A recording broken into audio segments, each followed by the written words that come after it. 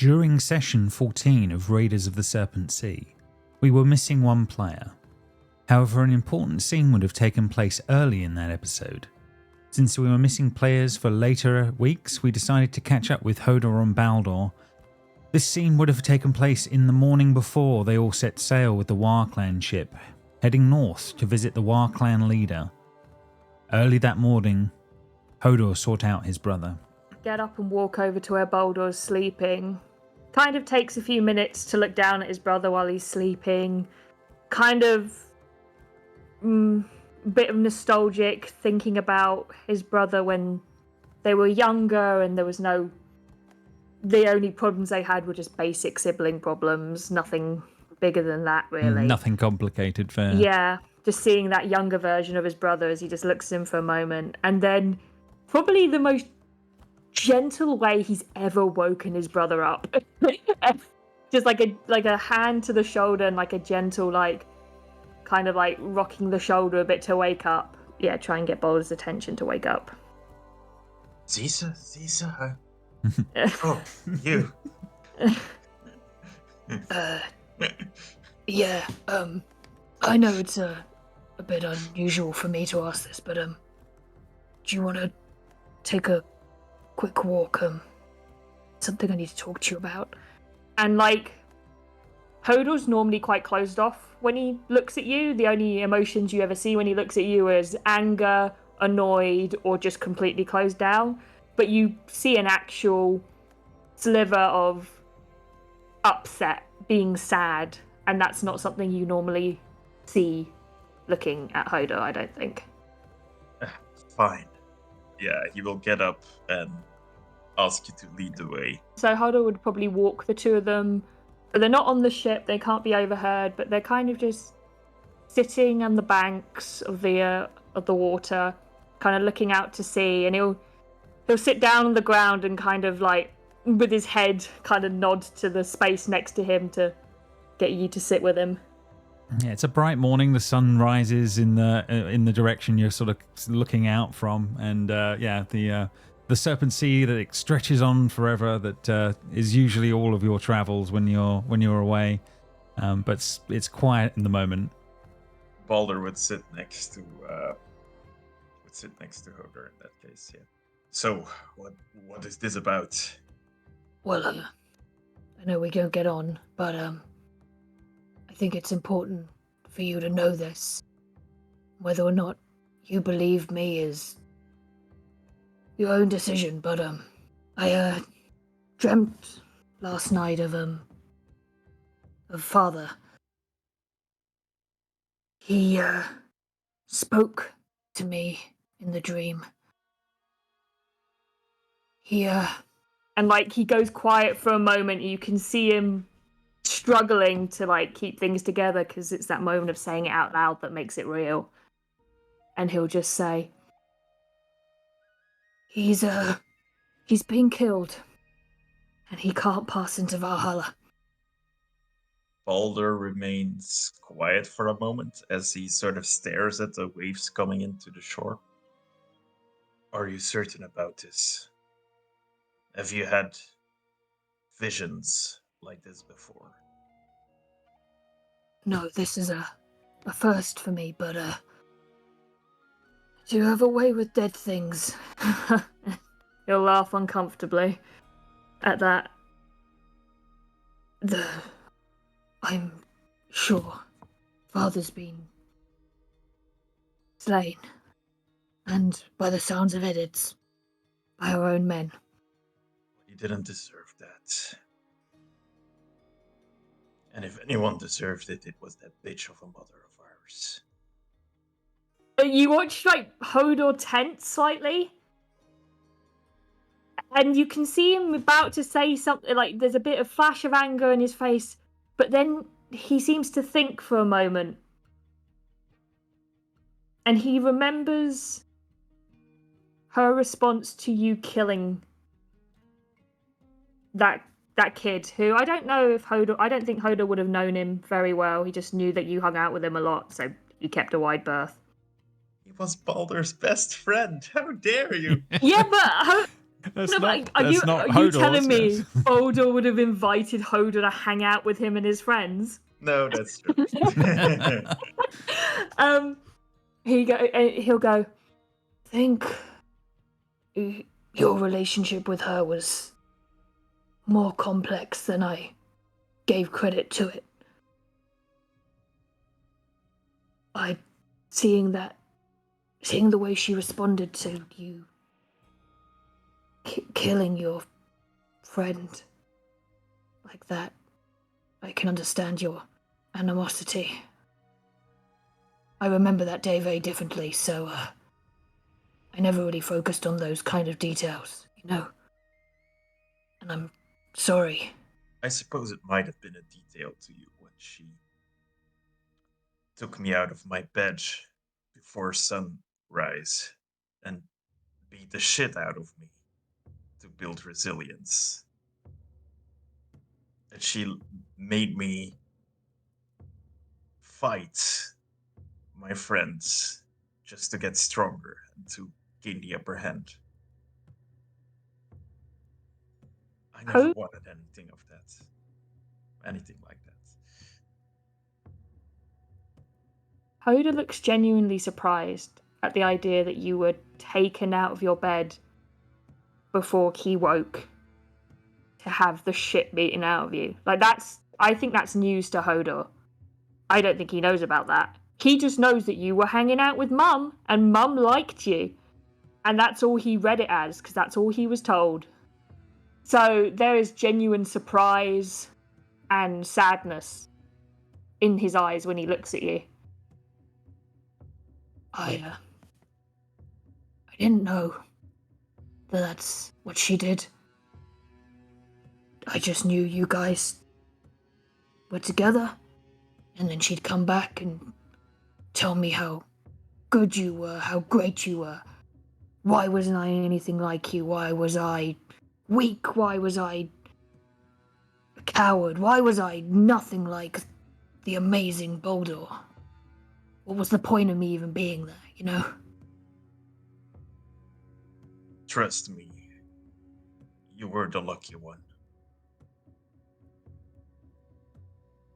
I think I know it must not have been easy, and that you might not have fully gotten that, and I am sorry that that might have caused you some grievance.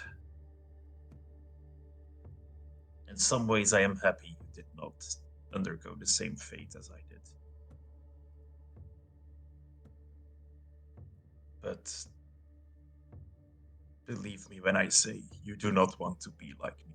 in both the minutes and size, you were always my bigger brother, so I couldn't help when we were younger looking up to you, you know? Literally, in some situations.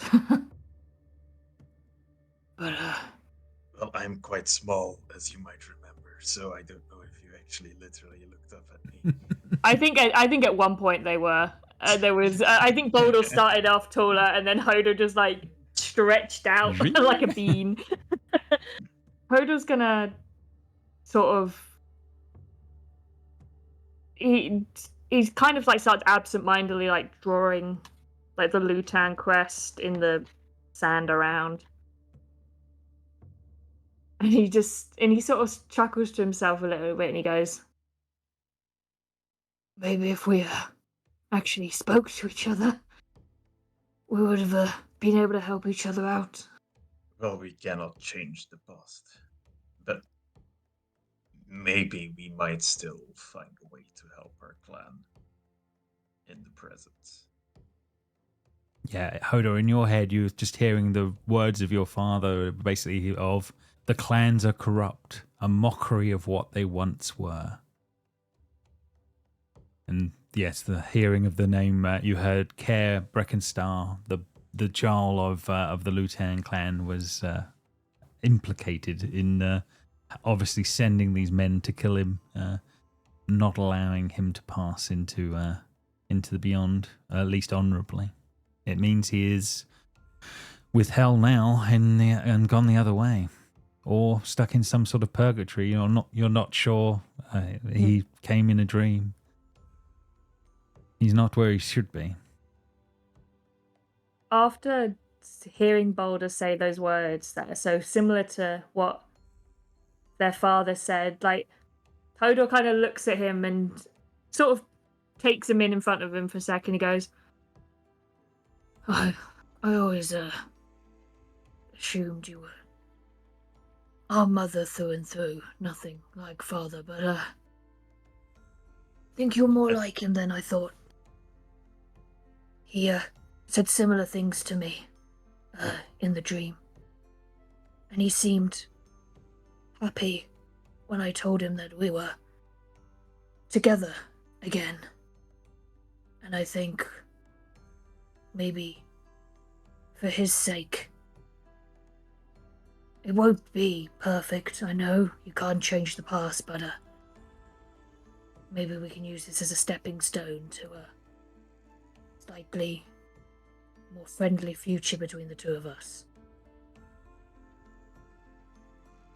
Well, I am glad I am not completely her creation then, he says, while slightly chuckling. Maybe we can. Do you know who was sent to kill our father, and what became of the rest of the family? Yeah, that's harder to say, Hodor, Yeah. because you are certainly aware that he said he believes he is dead, and he believes that whoever was sent to do the deed were Lutan clan members, and that he would believe the Jarl was the reason. It was finally time to end him. As to your mother and anyone else, yeah, that's very unknown. yeah, Hodor will relay all of that and just say, There's something happening at home, and from the sounds of things, I think we're the only two that can do something about it from the sound of our father. Would Hodor directly say, like, oh, it's the Jarl, or is it like more nuanced than that? Hodor would allude to the idea of it being the Jarl. He isn't one to say things for definite without his own evidence. He's very much, his tone is very much him saying it's highly likely that the Jarl is involved in some way, from what their father said, but he himself hasn't got any evidence of that. But with the behavior of the Lutan clan that we've experienced recently, it's kind of it's apparent to Hodor that there is something happening within the group, and whether or not it's the Jarl's fault, that's his lead suspect, but he won't say it's a definite in his. As you might have noticed, I mean, I've been very subtle about it, so I don't know if you have noticed. But ever since that accident with my friend when we were young, I have been hesitant about fighting people. I do not want to kill one if I can help it. However, if our father really met his demise, I believe we should take some sort of action. Hodor's nodding quietly, just looking out, and he says, After really understanding what happened there now, I can understand your reluctance to take life, to fight, worried about the consequences of it. And I understand that in the context of meaningless aggression, when you're attacking strangers for the sake of fighting and whatnot. But I think when you fight going forward, if you think that you are fighting for our clan, and its survival, for the memory of our father, and for the memory of your friend. I think that might be a better way to approach your fighting. Meaningless it's fighting for the sake of fighting, for showing off a sense of bravado with aggression. I understand the reluctance of that. I've always been against that. And that's what Mother seemed to make you fight.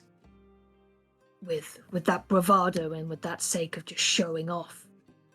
But when you fight with the intent to protect and to save and to serve the ones you love, I think you can be forgiven for any kind of evil actions caused by that drive of love and protection. Thank you for those words, brother. But it is not my own soul I worry about. I understand. And this is something you're gonna have to figure out on your own. But going forward, I want you to know I don't want you to be completely on your own anymore. I'm willing to help in whatever way you want and feel I am useful in. I think us dividing our strengths made us weak as individuals. But going forward, if we maybe combine our abilities, make sure our father didn't die in vain, and bring the Lutan clan back to its glory. We will see. If it is in the cards for us to save the Lutan, I would be in favor to at least try. I'm assuming they'd have like a quiet moment, just kind of looking out. They've just had this very emotional talk, so that kind of settling of the emotions.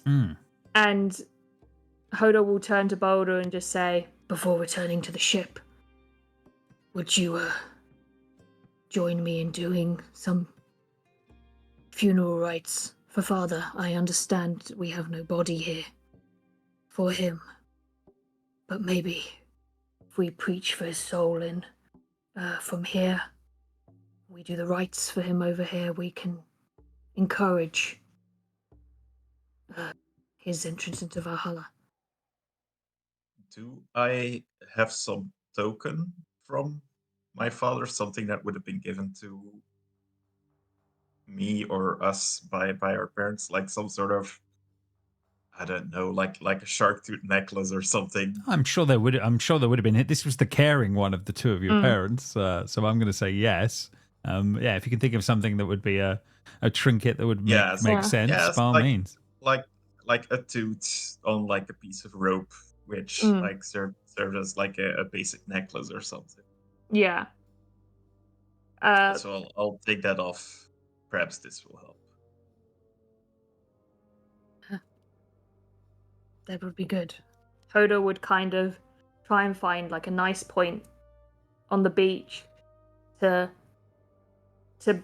bury the necklace and mark it as if it were some form of grave.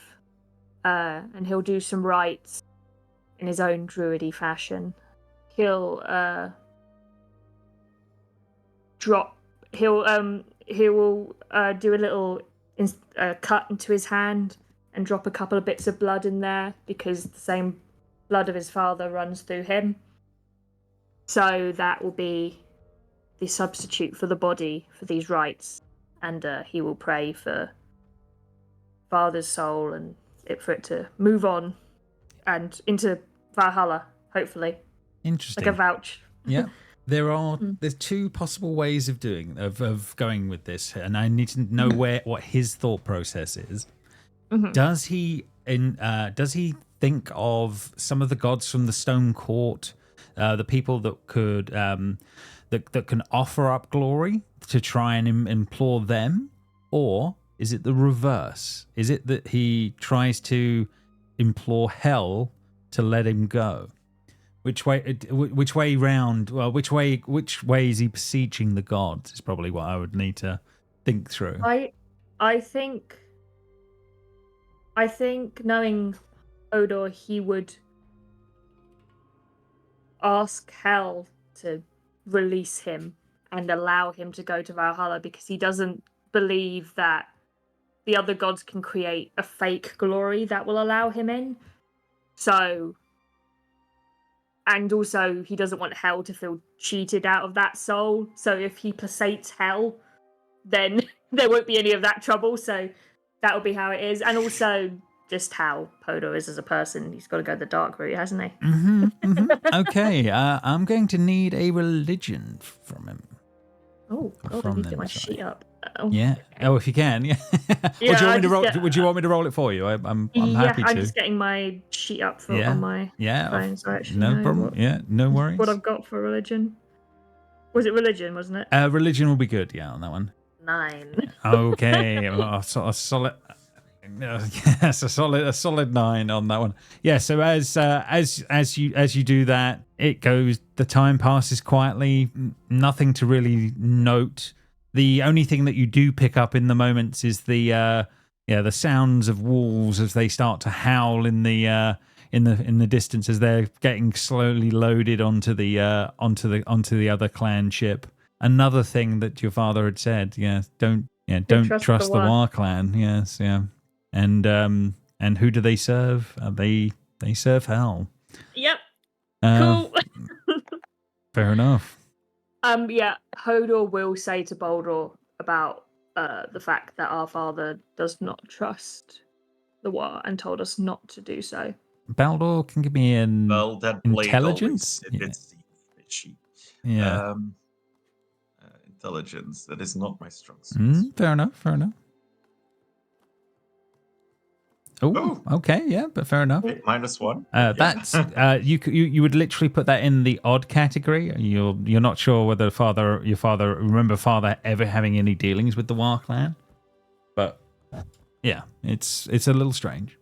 I suppose the question becomes, Hodor, as he has more of these dreams over the week and bits, does he at any point fill Baldor in on that, or does because it's not anything extra direct? Does he? Yeah. No, how does that play out?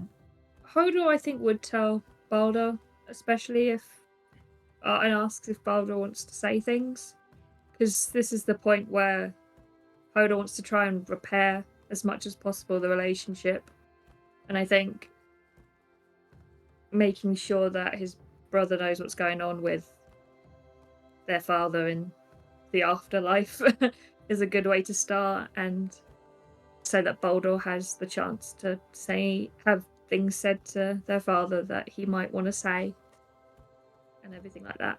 So yeah, from your point of view, then, for Baldor's point of view, then it sounds like your father is asking questions about you both, where you're heading, what you're up to, all of those kind of things are being asked on a regular basis. And yeah, Hodor obviously offers to pass on a message. When Baldor hears that, he will not. While Baldor does have a little bit more of a personality, he's not really strong in sharing feelings, I would say. So I think he would just nod and say, will not be necessary. I'm sure he'll get to Valhalla soon with our help. Hodor will nod and respect that. Okay. He too is emotionally constipated, so it's a family trait. It's a family trait built right in. That's fair enough. So yeah, so the week passes. You guys traveling further and further north, more and more contact with your father over time, and the scene ends there. And the group would have headed north on the Serpent Sea.